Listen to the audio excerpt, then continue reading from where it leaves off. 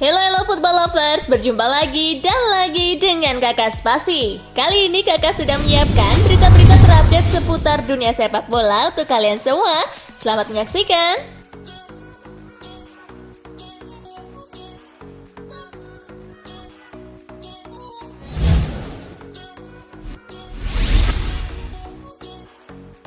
Saat grand launching JIS, legenda Persija Jakarta Bambang Pamungkas jadi penendang bola pertama. Legenda Persija Jakarta Bambang Pamungkas jadi penendang bola pertama pada grand launching Jakarta International Stadium. Tentu itu akan menjadi kehormatan tersendiri untuk pria yang saat aktif bermain identik dengan nomor punggung 20 itu. Sebagai informasi, JIS akan melakukan soft launching berbarengan dengan selesainya International Youth Championship 2021. Soft launching itu akan diselenggarakan pada 19 April 2022 bertepatan dengan final IYC 2021.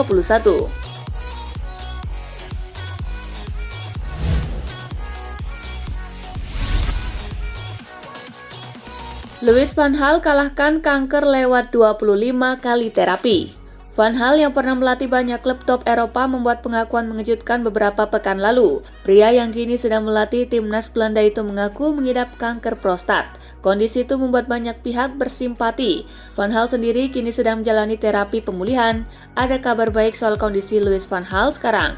Pelatih berusia 70 tahun itu mengaku terapinya yang berjalan sebanyak 25 kali sukses dilakukan dan tinggal menunggu waktu untuk membuktikannya.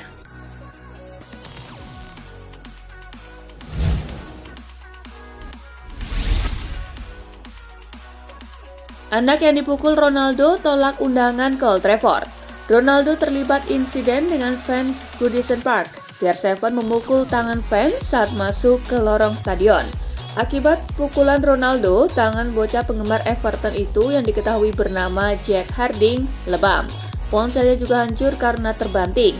Kejadian itu segera diusut. Ronaldo sendiri kemudian meminta maaf seraya mengundang sang bocah ke Old Trafford sebagai permintaan maafnya. Namun Jack menolaknya. Sang ibu Sarah Kelly menegaskan anaknya tidak akan datang memenuhi undangan Cristiano Ronaldo ke Old Trafford.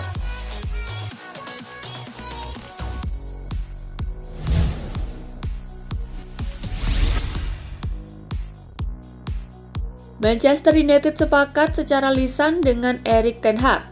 Rumor Manchester United menjadikan Ten Hag sebagai pelatih permanen mengalir deras belakangan ini.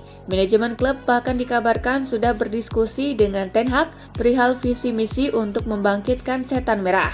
Kini proses perekrutan Ten Hag memasuki babak baru. Pasalnya sebagaimana diwartakan The Athletic, Ten Hag sudah sepakat untuk merapat ke Old Trafford musim depan. MU kabarnya akan mengikat Ten Hag dengan durasi 4 tahun, akan tetapi kesepakatan tersebut masih sebatas pernyataan lisan dan belum ada hitam di atas putih.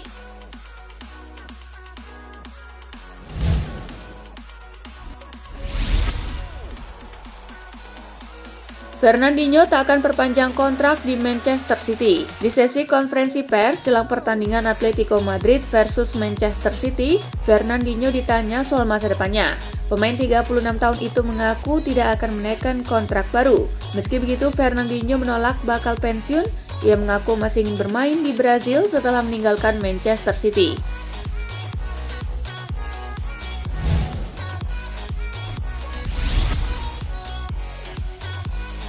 Guardiola kaget Fernandinho akan tinggalkan City. Fernandinho jadi pemain City yang menghadiri konferensi pers jelang pertandingan melawan Atletico Madrid.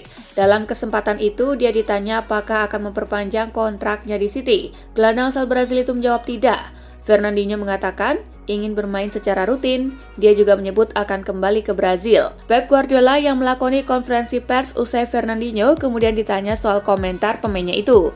Manajer City itu terkejut dan justru baru mengetahuinya dari wartawan.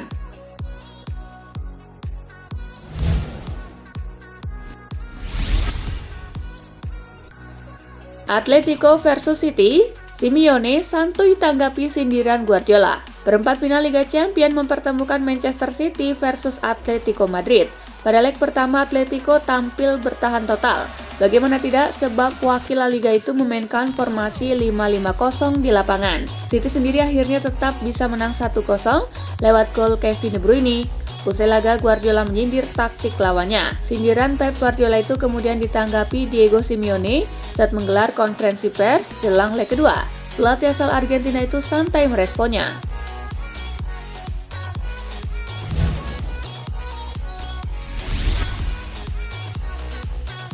Bayern versus Villarreal 1-1 The Yellow Submarine ke semifinal Liga Champions. Bayern versus Villarreal tersaji di Allianz Arena dalam leg kedua perempat final Liga Champions. Tim tuan rumah menggempur pertahanan Villarreal sepanjang babak pertama, tetapi gagal membuahkan hasil. Skor 0-0 bertahan hingga turun minum. Bayern memecah kebuntuan pada menit ke-52 melalui gol Robert Lewandowski. Samuel Chukwueze menyamakan kedudukan menjelang waktu normal habis. Gerard Moreno, Chukwueze scores! Skor 1-1 bertahan hingga peluit panjang berbunyi. Villarreal lolos ke semifinal dengan agregat 2-1 dan akan bertemu pemenang antara Liverpool versus Benfica.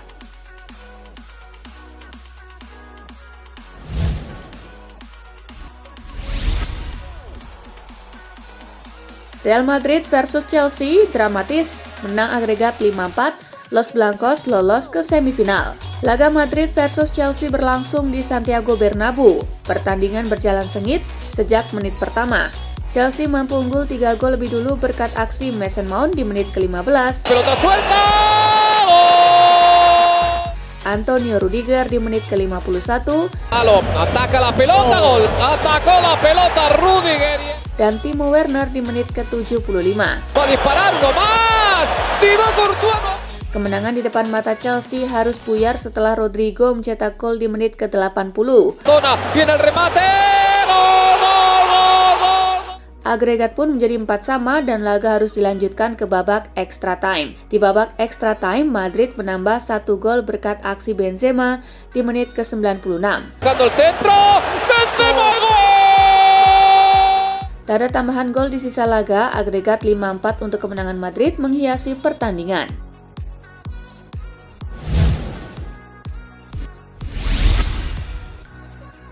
Rekor baru Benzema.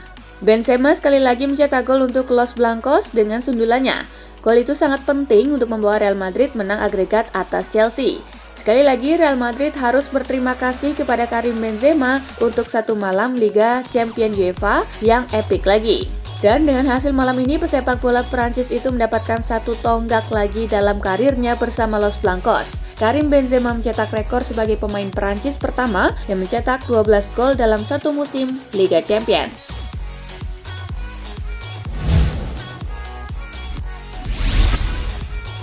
Karim Benzema resmi jadi top skor Liga Champions. Daftar top skor Liga Champions 2021-2022 kelar leg kedua perempat final telah diketahui. Hasilnya Robert Lewandowski berada di puncak dengan koleksi 13 gol. Namun kecil peluang Lewandowski menjadi top skor Liga Champions 2021-2022 sebab ia hanya unggul 1 gol dari Karim Benzema dan ia tak bisa menambah golnya lagi karena tersingkir. Apakah ini pertanda Karim Benzema bakal menjadi top skor Liga Champions 2021-2022? Peluang itu sangat besar. Karim Benzema kini unggul 4 bola dari pesaing terdekat yakni Mohamed Salah. Sebenarnya ada Sebastian Haller yang mengemas 11 gol, hanya saja Ajax Amsterdam sudah tersingkir di 16 besar.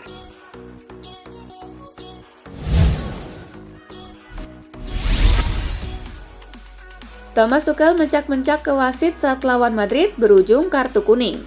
Thomas Tuchel mendapat kartu kuning saat Chelsea bertandang ke markas Real Madrid. Kartu kuning diterima Tuchel saat mencak-mencak ke wasit di extra time babak kedua. Tepatnya di menit ke-113, terjadi duel antara Lucas Vazquez dan Rudiger. Bola kemudian keluar dan menyebabkan lemparan ke dalam untuk Madrid. Di momen tersebut, Tuchel tak terima dengan keputusan wasit. Dengan mimik muka yang penuh amarah, Tuchel terlihat memaki-maki wasit. Tanpa pikir panjang, wasit memberikan kartu kuning kepada pelatih asal Jerman tersebut. Duel yang digelar di Santiago Bernabeu itu memang berlangsung sangat sengit dan keras. Selain 5 gol tercipta, ada 9 kartu kuning yang dikeluarkan wasit, 4 untuk Madrid dan 5 untuk Chelsea, yang salah satunya diterima Tuchel.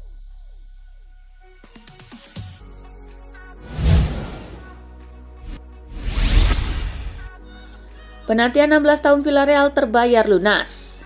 Kepastian Villarreal menapak ke babak 4 besar Liga Champions diperoleh setelah mendepak Bayern Munchen. Kisah manis Villarreal tembus babak semifinal bukan kali pertama mereka torehkan. Ini adalah capaian kali kedua bagi tim La Liga ini melaju sampai 4 besar Liga Champions. Pertama kali The Yellow Submarine mencatatkan prestasi serupa adalah musim 2005-2006, artinya butuh 16 tahun untuk penantian Villarreal terbayar lunas sampai tembus ke semifinal Liga Champions.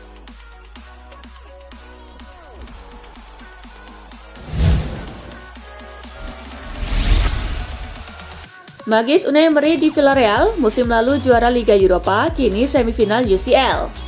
Villarreal berhasil melaju ke babak semifinal Liga Champions 2021-2022.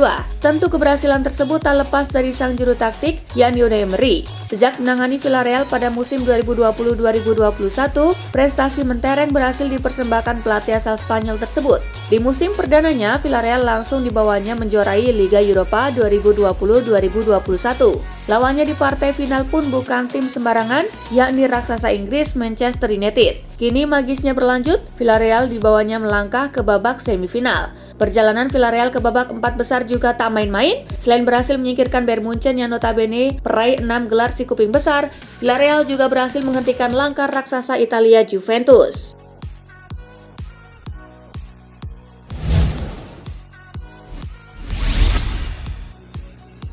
Tim Spanyol jadi momok Bayern Munchen dalam 9 musim terakhir di Liga Champions. Kegagalan Bayern Munchen atas Villarreal turut meneruskan tren buruk di Rotten dalam 9 musim terakhir atas tim Spanyol dari 2013 sampai dengan 2014 hingga 2021 sampai 2022. Menurut data Transfermarkt, langkah Bayern di Liga Champions dijegal 6 kali oleh tim negeri Matador. Real Madrid menjadi tim yang paling banyak memberi luka bagi Bayern, yakni sebanyak 3 kali. Pertama, pada musim 2013-2014, kemudian 2016-2017, dan terakhir pada 2017-2018. Sisanya terdapat Barcelona di musim 2014-2015, Atletico Madrid di musim 2015-2016, dan teranyar adalah Villarreal yang menjadi momok di musim ini.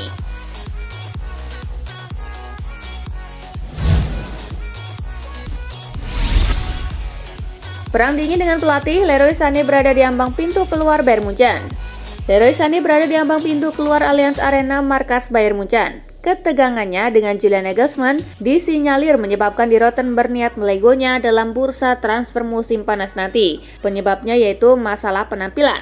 Ex-Manchester City tersebut dianggap tampil angin-anginan. Saat ini Sané sendiri terikat kontrak hingga 2025 mendatang. Dengan menyisakan 3 tahun lagi, maka harga jualnya tentu tidak akan murah. Ditaksir mahar kepergian pemain berpaspor Jerman tersebut bisa menelan ongkos tak kurang dari 70 juta euro alias setara dengan 1 triliun rupiah.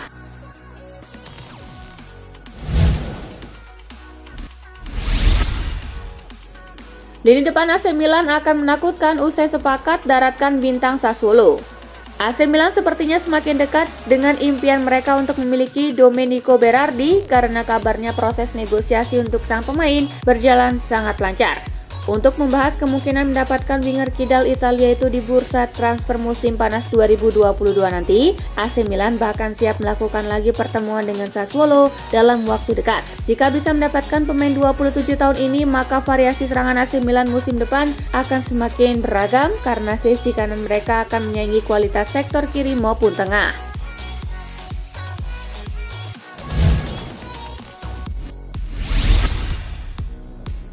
Miralem Pjanic tak dipermanenkan, Besiktas akan kembali ke Barcelona. Miralem Pjanic akan kembali ke Barcelona musim panas ini. Besiktas yang sedang meminjamnya tidak akan mempertahankan Pjanic. Pjanic mengawali musim di Besiktas dengan oke, namun performanya menurun menyusul cedera paha yang dialaminya. Cedera tersebut membuat Pjanic menepi selama hampir 2 bulan. Belakangan, usai pulih dari cedera, Pjanic hanya diturunkan sebagai pemain pengganti. Namun kembalinya Pjanic ke Camp Nou memunculkan masalah untuk Barcelona. Mantan pemain Juventus itu punya gaji tinggi sekitar 30 juta euro per tahun. Pjanic juga tidak masuk ke rencana Xavi Hernandez. Barcelona kemungkinan besar akan kembali melepas Pjanic pada musim panas nanti.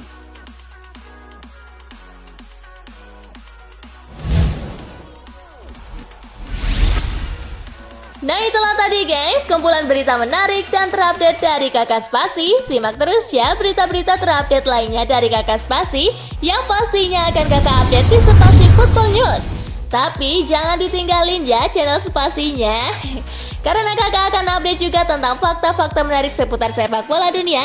Dan jangan lupa untuk terus di like, comment, share, dan juga subscribe ya. See you guys!